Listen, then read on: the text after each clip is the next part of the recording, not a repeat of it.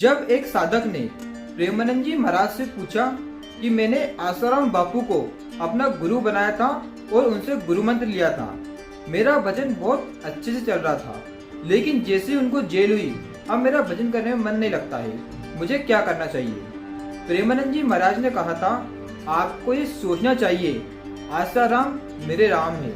प्रेमानंद जी महाराज ने बस यही कहा था कि लोग प्रेमानंद जी महाराज को ट्रोल करने लग गए।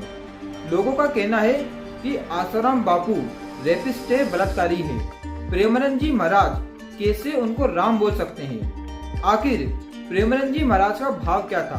क्या प्रेमानंद जी महाराज ने गलत बोला या फिर सही बोला? आइए समझते हैं इस वीडियो में। प्रेमानंद जी महाराज के भाव को समझने से पहले हमको ये समझना पड़ेगा गुरु क्या होता है, गुरु की महिमा क्या होती है और हमें अपने जीवन में गुरु क्यों बनाना चाहिए। क्योंकि अगर आपको समझ में आ गया तो फिर आपको आंसर खुद ब खुद मिल जाएगा। और जो भी व्यक्ति प्रेमानंद जी महाराज को पाखंडी कहते हैं, आप उनको भी आंसर कर पाओगे कि प्रेमानंद जी महाराज ने आखिर क्यों आसाराम बापू को राम बोला है। दोस्तों, हमारे जीवन का उद्देश्य होता है मुक्ति प्राप्त करना, मोक्ष को प्राप्त करना, ना कि संसार में रहकर धन दौलत ऐश्वर्य कमाना। हमारे शास्त्रों में लिखा हुआ है, मनुष्य का परम उद्देश्य मुक्ति पाना है, मोक्ष पाना है। अगर आप अपने जीवन में मोक्ष को पाना चाहते हैं, भगवान की प्राप्ति करना चाहते हैं, तो आपको गुरु बनाना अनिवार्य है, क्योंकि गुरु ही आपको मोक्ष प्राप्त करवाता है। अगर हम भगवत प्राप्ति करना चाहते हैं, मोक्ष पाना चाहते हैं, तो हमें अपने जीवन में गुरु बनाना अनिवार्य है। अब गुरु बनाने के भी नियम होते हैं। हम अपने जीवन में सिर्फ एक ही गुरु बना सकते हैं। ऐसा नहीं कि आज हमने इनकी कथा सुनी, इनके प्रति हमारा भाव जागृत हुआ, इनमें हमें भगवान के दर्शन हुए, इनकी बातें हमें अच्छी लगी तो हमने इनको गुरु बना लिया। लेकिन अगले साल कोई और व्यक्ति आया लाइमलाइट में, हमको उनकी बातें अच्छी लगी और हमने उनको गुरु बना लिया। तो हम ऐसा नहीं कर सकते, क्योंकि अगर आपने ऐसा किया तो आपका गुरु के प्रति भाव प्रकट नहीं होगा। क्योंकि हमारे शास्त्रों में लिखा हुआ है, गुरु परब्रह्म परमात्मा, गुरु ही परमात्मा के बराबर है। और हमें गुरु को ब्रह्म मानना चाहिए, भगवान मानना चाहिए, कभी भी उनमें दोष दृष्टि नहीं करना चाहिए। इसीलिए हमारे शास्त्र हमें यह आज्ञा देते हैं कि हम अपने जीवन में सिर्फ एक ही व्यक्ति को गुरु बना सकते हैं, हम कभी भी गुरु को नहीं बदल सकते। साथ ही हमें गुरु भी सोच समझकर बनाना चाहिए। अगर हम हर किसी को गुरु बना लेंगे तो हमारा उनके प्रति गुरु भाव नहीं हो सकता, भगवान का भाव नहीं हो सकता।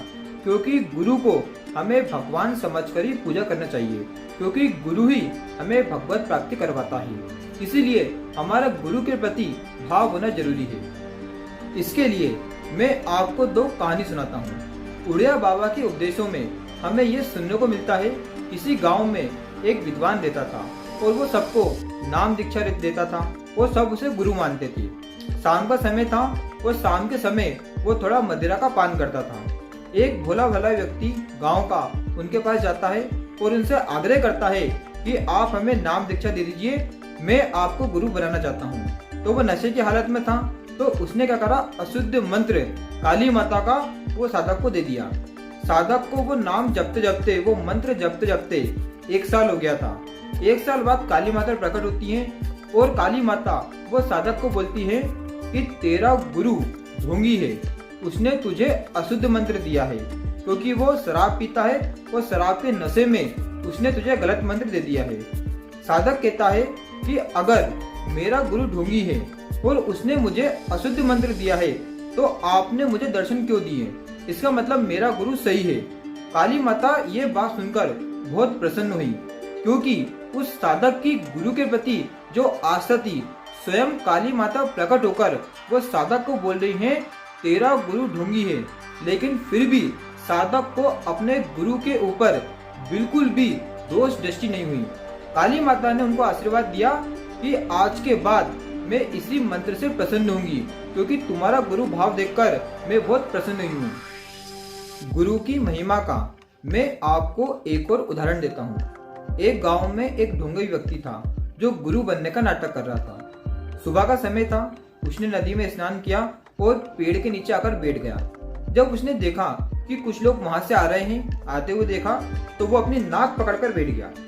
एक गांव का भोला वाला व्यक्ति उसके पास जाता है और उससे पूछता है कि आप ये क्या कर रहे हो। वो बोलता है कि मैं ध्यान कर रहा हूँ, इससे भगवान के दर्शन होते हैं। वो व्यक्ति बहुत ज्यादा भोला वाला सीधा था।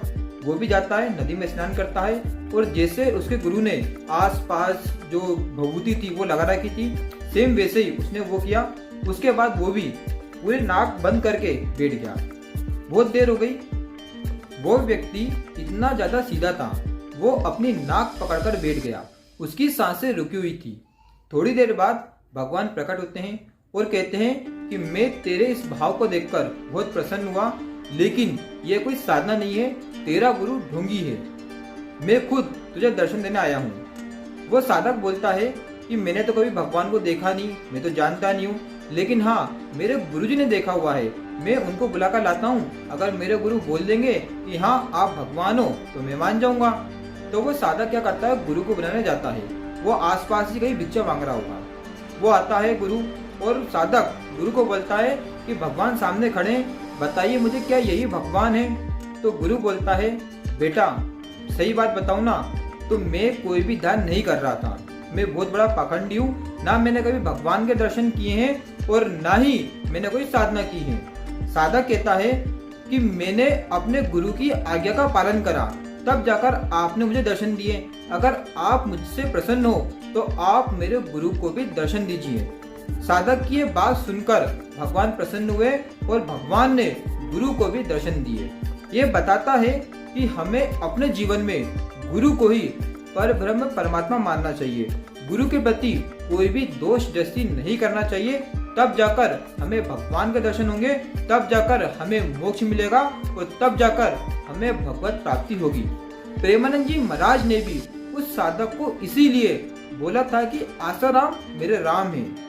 प्रेमानंद जी महाराज ने जब उस साधक को बोला कि आपको ये सोचना चाहिए आसाराम मेरे राम है, तो प्रेमानंद जी महाराज का भाव यही था कि आपको गुरु में कभी भी दोष दृष्टि नहीं करना चाहिए, क्योंकि अगर आपने गुरु में दोष दृष्टि की तो आपका नाम जप करने में, गुरु मंत्र जप करने में कभी भी मन नहीं लगेगा। और अगर आपका ये सब करने में मन नहीं लगा तो आपको भगवत प्राप्ति नहीं होने वाली है। अगर आप गुरु में दोष दृष्टि करोगे तो आपका ये जो जन्म हुआ है वो विफल हो जाएगा और आपके जीवन का उद्देश्य कभी भी पूर्ण नहीं होगा। लेकिन प्रेमानंद जी महाराज के इस वाक्य को लेकर कई सारे लोग उनको ढोंगी बोलने लगे, लेकिन उन लोगों को ये समझना चाहिए, प्रेमानंद जी महाराज कहते हैं अगर कोई चांडाल भी भगवान का नाम ले रहा है तो वो भी परम पवित्र है। कम से कम वो चांडाल होकर ढोंग तो नहीं कर रहा है। आज के समय में कई सारे ऐसे कथावाचक हैं, कई सारे पंडित हैं, कई सारे ऐसे संत हैं, कई सारे ऐसे बाबा बनकर घूम रहे हैं जो शास्त्र को किसी भी तरह से फॉलो नहीं कर रहे हैं, जो घर घर जाकर पैसे मांगते हैं, कथा कर कर पैसे मांगते हैं, लेकिन उन पैसों का वो क्या कर रहे हैं किसी को नहीं पता है।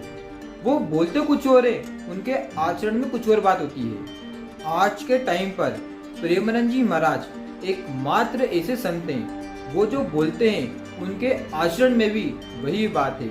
इसीलिए आज लाखों लोग उनको फॉलो करते हैं। इसीलिए वो जो वाणी बोलते हैं, वो जो वचन बोलते हैं, आज लाखों लोग उनकी बातों को मानते हैं। जो युवा अपने माता पिता की बात नहीं मानते हैं वो प्रेमानंद जी महाराज की बातों को मानते हैं और अपने जीवन में उन बातों को आत्मसात कर रहे हैं। प्रेमानंद जी महाराज आज हमारे बीच में है। यह हमारे लिए सौभाग्य की बात है कि हमें इतने बड़े संत के दर्शन हुए हैं, इतने बड़े संत की वाणी सुनने को मिली है। अगर आपको वीडियो अच्छा लगा हो तो वीडियो को लाइक कीजिए, चैनल को सब्सक्राइब कीजिए। जय श्री कृष्ण, राधे राधे, जय श्री राम।